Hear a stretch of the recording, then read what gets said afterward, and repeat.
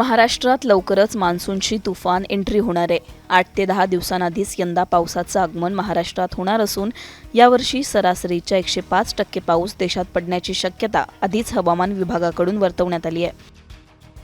नैऋत्य मान्सूनचं पुढच्या 4 ते 5 दिवसात केरळमध्ये आगमन होण्याची शक्यता वर्तवण्यात आली आहे. श्रीलंकेचा बहुतांश भाग, दक्षिण अरबी समुद्राचा आणखी काही भाग, बंगालच्या उपसागराचा काही भाग मान्सूनने व्यापला असून पुढच्या काही दिवसात मान्सून आणखी प्रगती करू शकेल.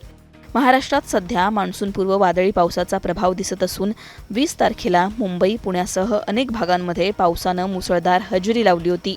अरबी समुद्रात कर्नाटकच्या किनारपट्टी भागात चक्राकार वाऱ्यांची स्थिती निर्माण झाली आहे. हळूहळू उत्तरेकडे हे कमी दाबाचं क्षेत्र सरकेल. महाराष्ट्रावर या कमी दाबाच्या पट्ट्याचा परिणाम दिसणार असून पुढचे 2 ते 3 दिवस कोकणातील सगळ्या जिल्ह्यांना ऑरेंज अलर्ट आहे. महाराष्ट्रात जूनच्या पहिल्या आठवड्यात मान्सूनची चाहूल लागणार असून अवकाळी पावसाचं सावट मात्र मे महिन्याच्या शेवटपर्यंत असणार आहे.